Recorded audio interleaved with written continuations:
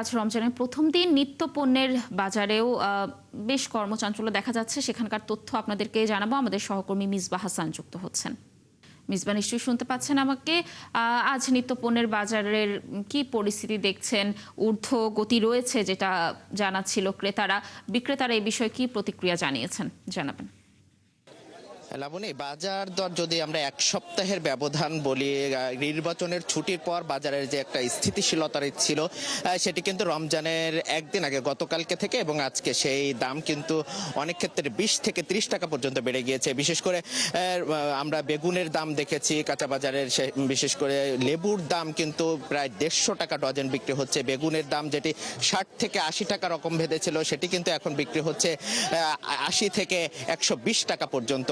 Colour expert dark sap এবং mild on hands technology সমৃদ্ধ Orix advance detergent powder আপনার laundry expert. সবকিছু মিলে বাজারের দাম কিন্তু ঊর্ধ্বগতি এখনো পর্যন্ত। আমরা ক্রেতাদের সাথে কথা বলছিলাম, তারা যেটা বলছিলেন যে এবং বাজার ব্যবধানে এক সপ্তাহের যে ব্যবধান সেটি কিন্তু প্রায় 20 থেকে 30 টাকা পর্যন্ত শুধু কাঁচা বাজারের ক্ষেত্রে। এছাড়া কিন্তু অন্যান্য রমজানের যে ভোগ্য পণ্য আমরা দেখেছি, ছোলা এবং তেল, চিনি, এগুলোর ক্ষেত্রে কিছুটা বাড়তি আমরা দেখেছি। তবে বিশেষ করে রমজানের যে কাঁচা বাজারের যে দাম, সেই দাম কিন্তু অনেক ক্ষেত্রেই বাড়তি।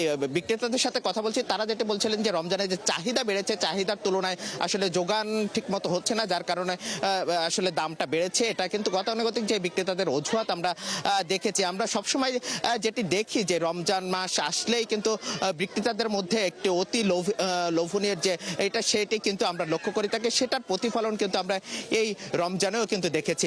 সবকিছু মিলে বাজারের অবস্থা যদি বলার চেষ্টা করি, সবকিছু ঊর্ধ্বগতি দেখে আমরা শশার কথা যদি বলি, শশা যেটি কিন্তু 60 থেকে 80 টাকাও বিক্রি হতো গেল সপ্তাহে বা 2 দিন আগে ছিল, সেটি কিন্তু 100 থেকে 120 থেকে 30 টাকা পর্যন্ত বিক্রি হচ্ছে। টমেটোর দাম কিন্তু কেজিতে 20 টাকা বেড়েছে, যেটি 60 থেকে 70 টাকা ছিল সেটি কিন্তু 80 থেকে 90 টাকা বিক্রি হচ্ছে। এবং সেই সাথে বেড়েছে কিন্তু শশা, লেবু সহ অন্য জিনিসপত্রের দামও কিন্তু আমরা বাড়তি দেখেছি। সবকিছু মিলে বাজারে যে অস্থিরতা, আমরা বিক্রেতাদের সাথে কথা বলছিলাম যেটি সরবরাহের ঘাটতির কথা তারা বলছিলেন। আমরা ব্রয়লার মুরগির বাজারেও যদি দেখি, সেটা ক্ষেত্রেও আমরা দেখেছি 170 থেকে 60 টাকা যে ব্রয়লার মুরগি বিক্রি হতো সেটি কিন্তু 180 থেকে 90 টাকা বিক্রি হচ্ছে।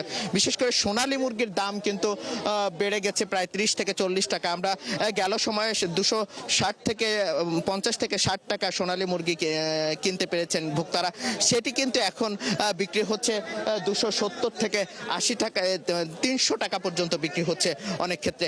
সবকিছু মিলে বাজার দরের যে অবস্থা সেটি কিন্তু সাধারণ মানুষের ক্রয় ক্ষমতার বাইরে, এবং সেই সাথে যে বাজার সরবরাহের যে ঘাটতির কথা বলছেন বিক্রেতারা, বলছেন যে আসলে বাজার সরবরাহ ঘাটতির যে সবচেয়ে বড় জায়গা সেটি হলো মনিটরিং এর যে ব্যবস্থা, সেই মনিটরিং ব্যবস্থায় জোর দিতে হবে, না হলে কিন্তু এই বাজারের যে অবস্থা সেটি কিন্তু নিয়ন্ত্রণ করা সম্ভব নয়। সবকিছু মিলে বাজার দরের যে ঊর্ধ্বগতি ক্রেতাদের জন্য আসলে সুখবর নেই। এই ছিল সবশেষ। মিসবাহ, ধন্যবাদ আমাদের সাথে যুক্ত থাকার জন্য। দর্শক, কারওয়ান বাজারের নিত্যপণ্যের বাজারে তথ্য জানাচ্ছিলেন আমাদের সহকর্মী মিসবাহ হাসান।